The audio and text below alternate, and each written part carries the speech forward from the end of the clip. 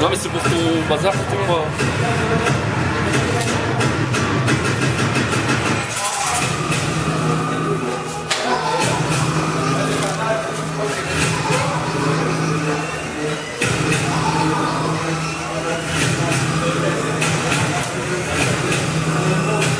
Bonjour à toutes et à tous, là je suis avec Alain et Julie, des fanatiques Division. Alors déjà, première question, c'est pourquoi ce nom The Fanatic Division?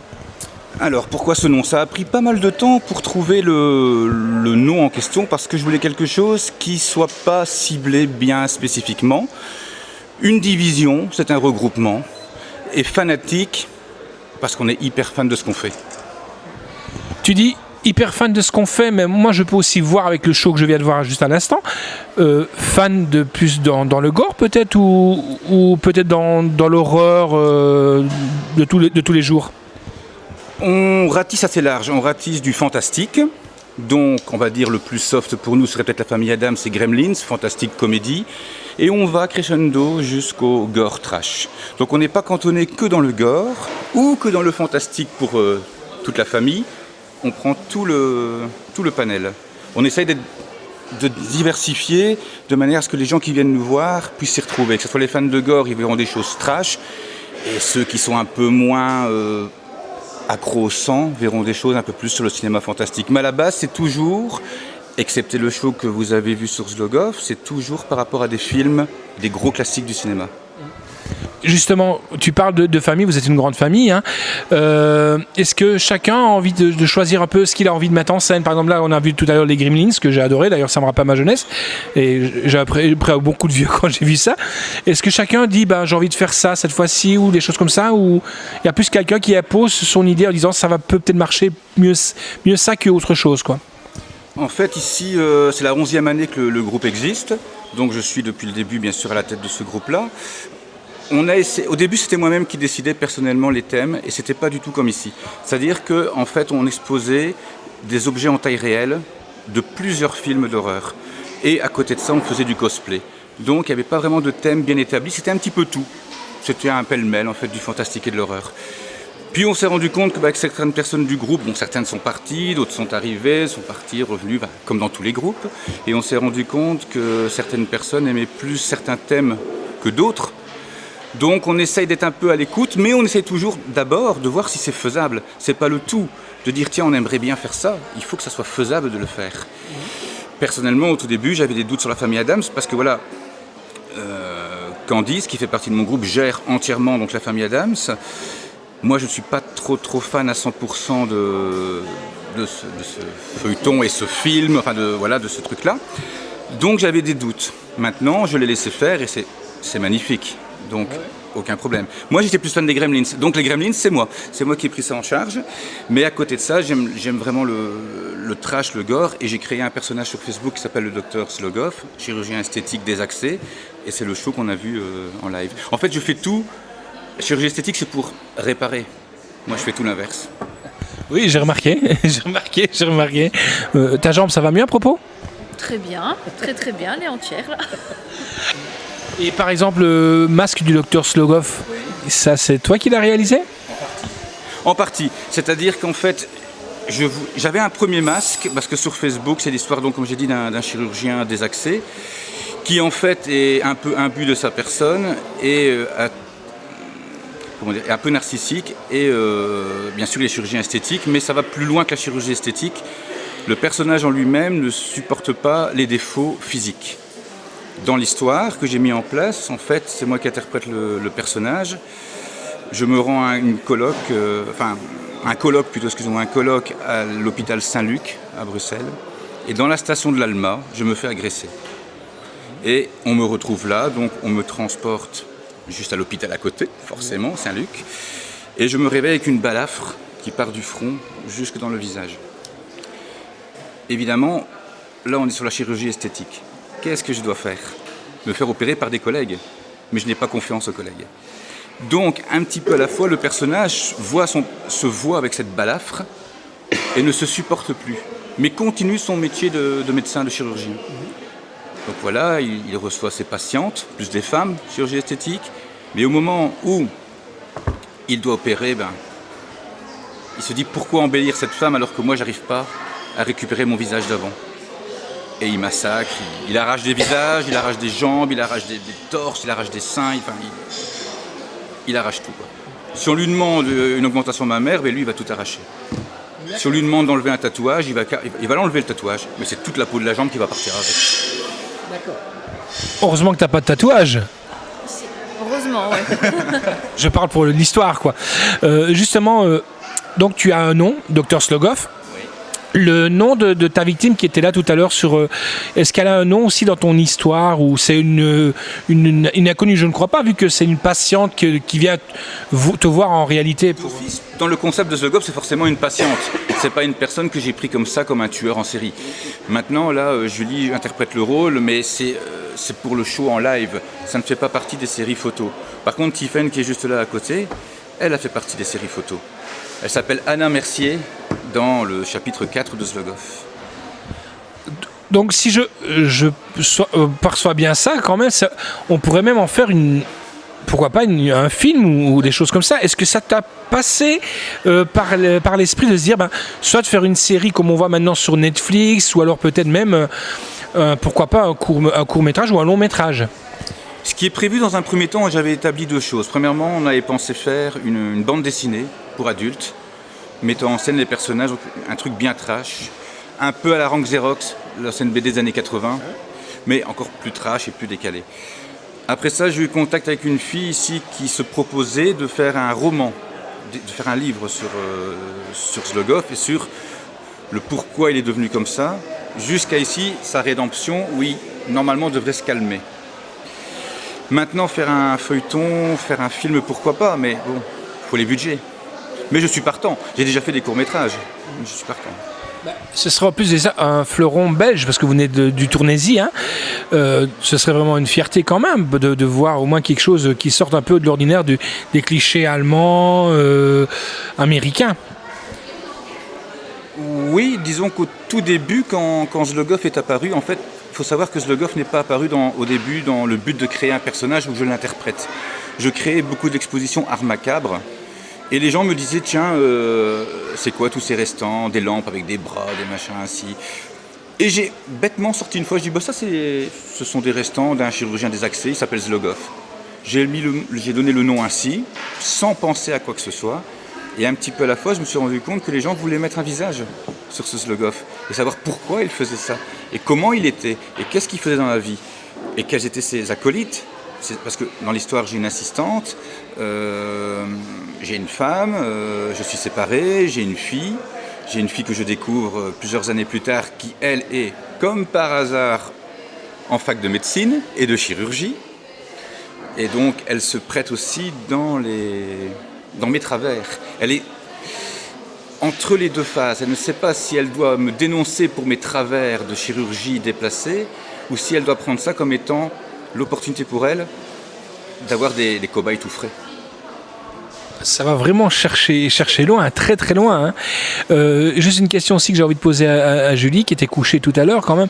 C'est pas trop frustrant comme ça de rester couché, de voir quelqu'un qui pourrait en réalité vraiment te mutiler la jambe? Est-ce que des fois tu ne te mets pas à la place d'une victime qu'on pourrait vraiment imaginer Non, pas du tout. Juste quand il mettait les coups de masse là, j'avais peur que c'était bon sur la table. Je l'avais pas prévenu pour la choix. Ouais, il m'avait pas prévenu, donc à part ça, non, ça va. Et donc on parle de ça, justement tu parles de gore, t'aimes bien le film gore, tu parles de fantastique, tu dois sûrement bien aimer le fantastique aussi. Pour toi, quel est le film gore par excellence? Oh là, c'est une question gore par excellence, quelque chose de bien gerbant, quoi, de bien dégueulasse, de bien... Qu'est-ce que j'ai pu voir de vraiment extrême Je dirais peut-être pas gore, c'est plutôt Human Centipede 2. Très scato, très dégueulasse, très dérangeant. Maintenant, au niveau sang, j'ai pas vraiment de préférence. Il y a des scènes très classiques de films que j'adore, comme par exemple Scanner, le tout premier, la tête qui explose, c'est mythique. Maniac, excellent. La tête qui explose aussi à la chevrotine, c'est terrible aussi.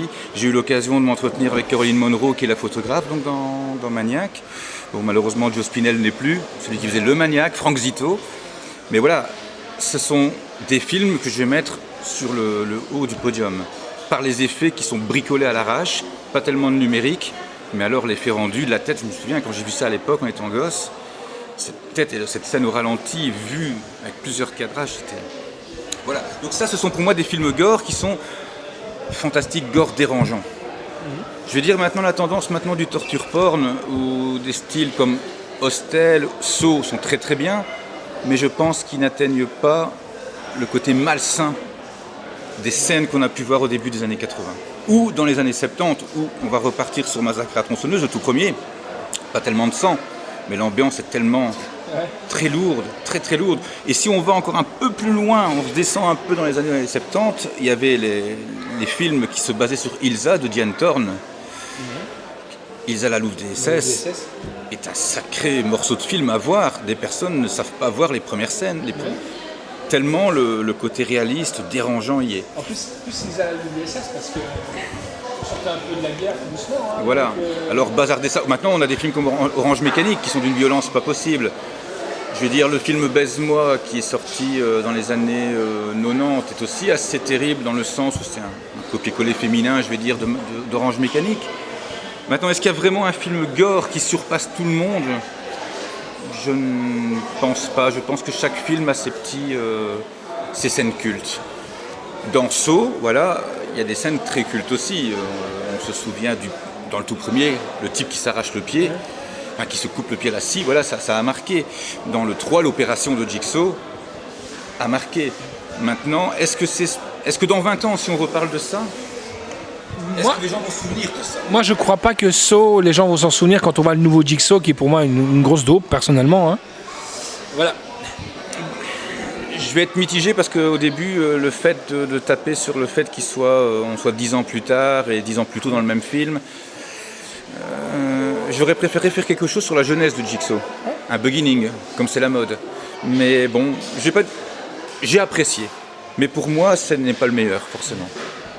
Là, j'ai pu remarquer que c'est du vrai sang sur ton show et tout ça.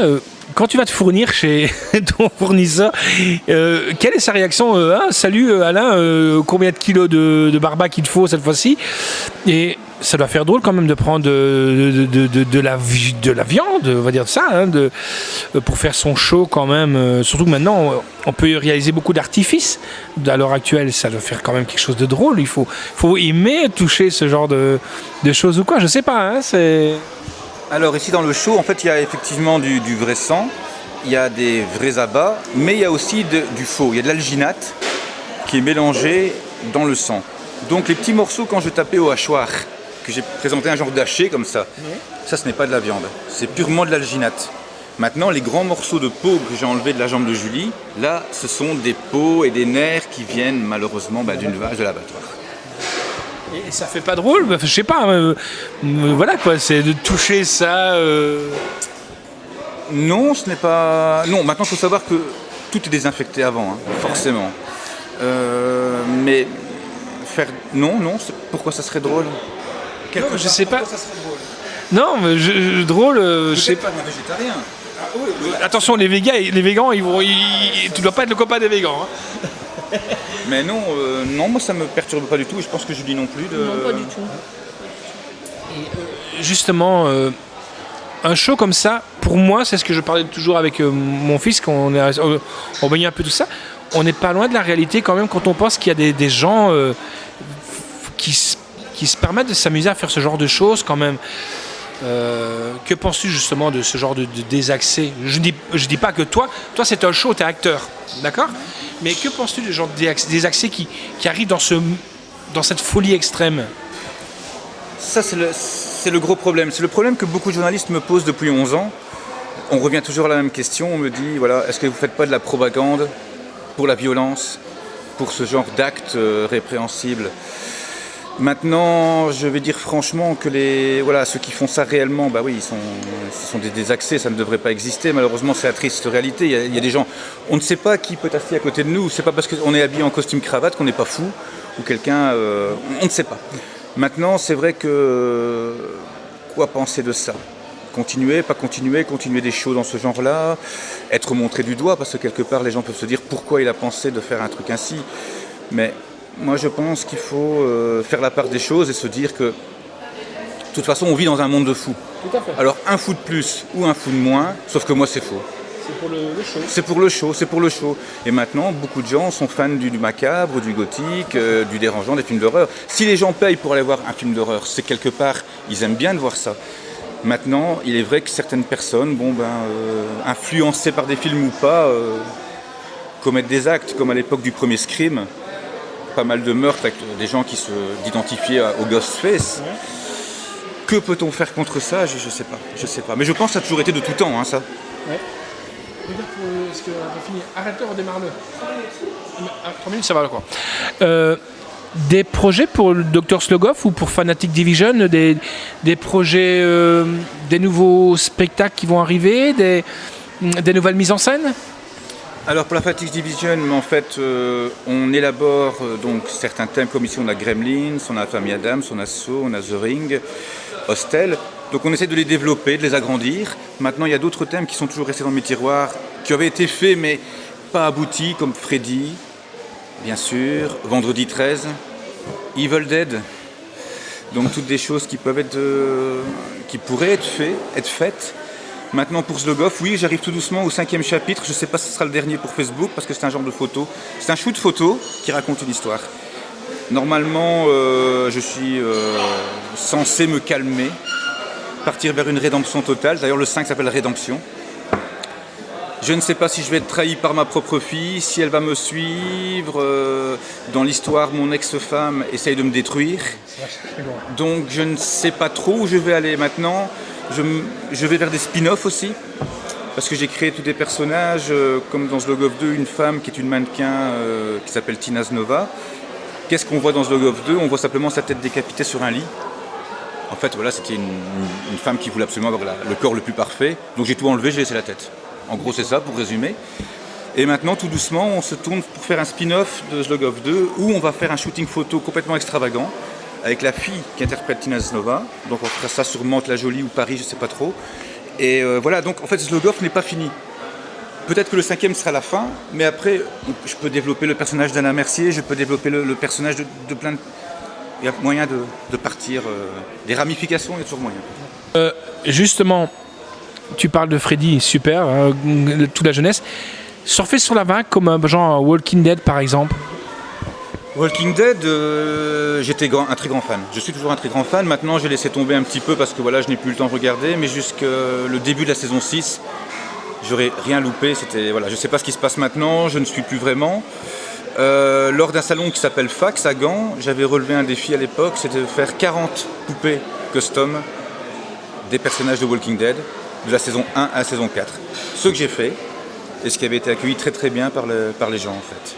Donc Walking Dead, voilà, j'aime bien. Mais quand on m'en a parlé au tout début, on m'a dit Alain, il faut que tu ailles voir il faut que tu regardes Walking Dead, c'était la saison 1, saison 2 à ce moment-là. J'ai dit ça raconte quoi ? Des zombies ? Ouais, je dis non. Et je vais être franc, quand j'ai mis le premier épisode, je me suis dit merde, on est dans 28 jours plus tard. Je dis c'est pas possible, c'est un copier-coller. Et on m'a dit va plus loin. Et je suis devenu accro. Donc Walking Dead, j'aime bien. Donc peut-être un show des Fanatic Division, Walking Dead, ce serait envisageable peut-être ? Je ne pense pas, parce que maintenant les zombies sont devenus quelque chose de trop... ça fait partie du commun des mortels. C'est un peu sans critiquer. Au début je faisais partie d'un groupe Star Wars, maintenant les Stormtroopers, les soldats de l'Empire, au début on en voyait il y a 15-20 ans.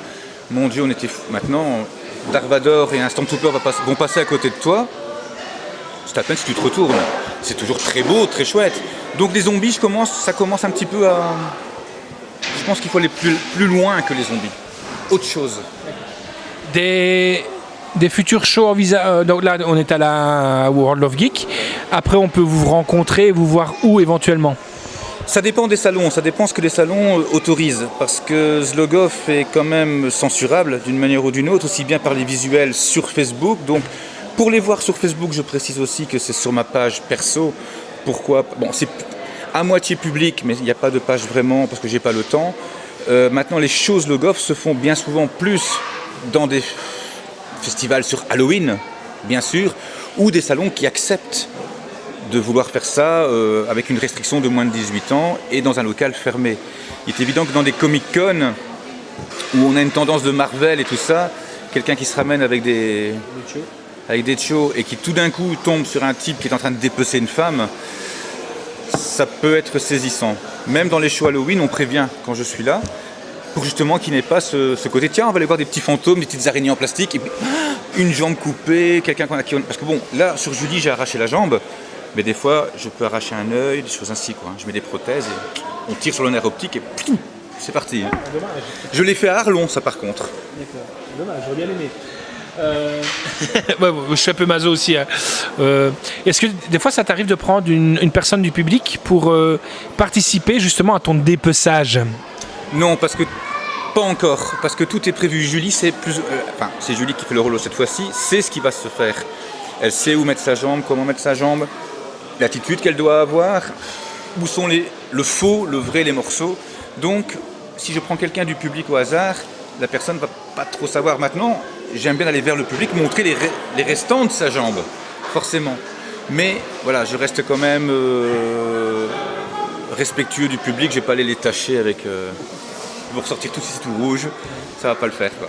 Mais pourquoi pas, mais... Ou alors mettre quelqu'un dans le public qui soit de connivence. Ça c'est le truc connu, hein, mais bon.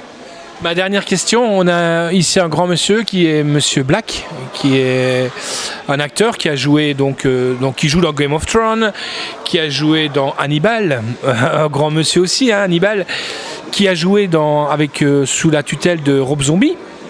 Ça te fait quoi d'être sur le salon en même temps que ce grand monsieur parce que les gens le connaissent que sur Game of Thrones, mais ils ne connaissent pas qu'il a joué dans 30 Rounds, qui joue dans le dernier Rob Zombie qui va arriver bientôt, qui joue dans le nouveau Halloween. Donc ça fait quoi d'être là sur ce salon? Personnellement, je l'ai déjà rencontré. Donc on s'est vu à la Comic-Con, quelqu'un de très sympathique. On faisait un show sur Hostel, il est venu délirer avec nous.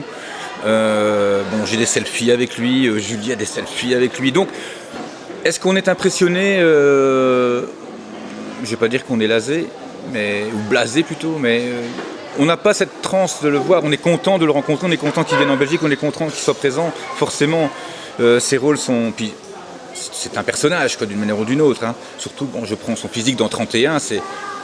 Pour moi, il aurait pu jouer le Joker, je veux dire, franchement, voilà. Mais... Qu'est-ce que je peux dire sur Richard Brake? Quelqu'un de très très très chouette. Très très très chouette. Mais je n'en suis pas plus retourné que ça. J'ai été le voir ce matin, je lui ai dit bonjour naturellement, comme si j'allais dire bonjour à la personne qui tient le stand là-bas de boissons. Quoi. Bonjour à Julie, quoi. Non, Julie, je lui fais la bise. Mais à Richard Brake, je n'ai pas fait la bise. Donc pas encore. Mais certaines actrices, j'ai fait la bise. Caroline Monroe, je lui ai fait la bise. D'accord. Dans Maniac. Et un autre grand monsieur qui est là aussi aujourd'hui, hein, parce qu'il n'y a pas que Richard Brake, hein, justement, là aussi, qui a joué aussi des rôles, Julian, ouais, c'est ça. L'as-tu déjà rencontré aussi, cette personne? Croisé plutôt. J'ai été lui dire bonjour ce matin, évidemment, il était à côté de Richard, je ne vais pas lui faire ça. Mais voilà, non, lui un peu moins expressif, je trouve, au niveau de... C'est ses rôles aussi qui font ça. Peut-être. Dans Indiana Jones, oui. Octopussy, je crois, ou non, je sais pas, de James Bond, un amiral de Star Wars, oui. Donc c'est plus des rôles...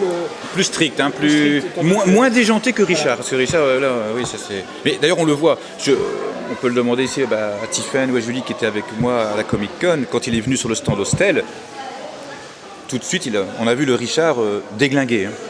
Foufou, qui représente la folie comme dans ces films. Quoi. Vraiment ma dernière question, parce que moi j'en rajoute à chaque fois, quoi. Mais il y a tellement de choses à parler. On te propose maintenant de partir à LA pour tourner un film. Tu y vas tout de suite ou pas? Oui, il y a des conditions que tu dirais non, j'ai quand même des conditions à poser ou des choses comme ça. Non, ça peut arriver, hein. Non, j'irai maintenant, il faut rester les pieds sur terre. Je sais que, je vais donner un exemple. Je sais que par exemple, Terry McMean, qui joue Pam dans le tout premier Massacre à la tronçonneuse, celle qui est pendue au crochet de boucher, partage sur sa page à elle les photos de Zlogov parce qu'elle suit, elle aime bien, ainsi que Caroline Williams de temps en temps donc dans Massacre à la tronçonneuse 2. Maintenant, de là à ce qu'on me contacte à LA pour aller faire un... Mais pourquoi? Oui, pourquoi pas? Je sais pas si j'aurais vraiment de conditions, je serais plutôt honoré plus qu'autre chose. On me propose de faire un truc ainsi. On sait jamais si tu croises Rob Zombie à un concert ici, il est accessible quand même facilement. Rob Zombie, je suis censé le croiser l'année prochaine, s'il se décide, s'il accepte de venir en Allemagne au Weekend of Hell. Là, tu viens d'attirer le scooby, il a déjà rencontré sa femme et tout ça, donc... J'aimerais bien, franchement les rencontrer, j'aimerais bien. Je suis fan de ces films, ces films sont très clips, très, très spéciaux, que ce soit les remakes d'Halloween, que ce soit... J'ai adoré The Devil's Reject, pour moi c'est... Il y a les deux qui arrivent. Je sais pas comment ils vont faire, mais il y a les deux qui arrivent. Parce que normalement, ils sont censés être tous morts. Mais oui, c'est ça, ils sont censés... Est-ce que ça va être... Avant. Oui, avant, on n'en sait rien. Peut-être qu'on en saura peut-être un peu plus. Voilà. Parce que s'ils ont réussi à passer à travers la fusillade finale... Je sais pas comment. Hein. Ah non. Je sais pas. Ah non, je sais pas. Superman était peut-être là. Ou alors on n'a pas vu une scène et que... Ouais. Peut-être que la voiture a peut-être bifurqué et je sais pas. En tout cas, ils sont bien amochés parce que... Non, Rob Zombie, honnêtement, oui, forcément. Ça se refuse pas. Ouais. Je vais vous laisser le mot de la fin. On va commencer honneur aux dames, donc par Julie. Le mot de la fin que tu peux dire aux gens qui peuvent venir te voir au naturel ou un peu diminué. Qu'est-ce que tu as à dire? Venez nombreux nous voir, pas de souci. Vous êtes les bienvenus. Même dans l'ombre, je vais quand même demander à Tiffen, la photographe. Hein. Oui, et qui est donc, je précise, un personnage de l'histoire de Zlogoff. Hein. On la voit sur Zlogoff 4. Bonjour. Oui, donc... Au revoir. Ah oui, donc j'adore participer. Là, cette fois-ci, c'est en tant que photographe spectateur, mais c'est vrai que régulièrement, j'ai fait des rôles pour Hostel, Massacre à la tronçonneuse, mais c'est toujours bien couverte de sang de la tête aux pieds. Et voilà, c'est ce que j'aime. Mais c'est vrai qu'en général, quand j'endosse un rôle, j'aime pas faire les choses à moitié. Donc je veux pas qu'il y ait 2-3 taches de sang. Je veux que ce soit vraiment bien fait, bien gore, tout ça. Parce que c'est vrai que le sang, c'est bien visuel. Donc c'est ça qui choque aussi les gens. Et on aime bien choquer. Et alors, Alain, je te laisse le mot de la fin pour clôturer.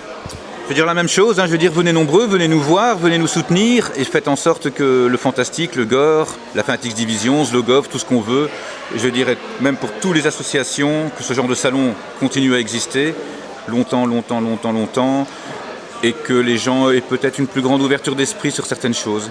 Voilà, je ne dirais que ça.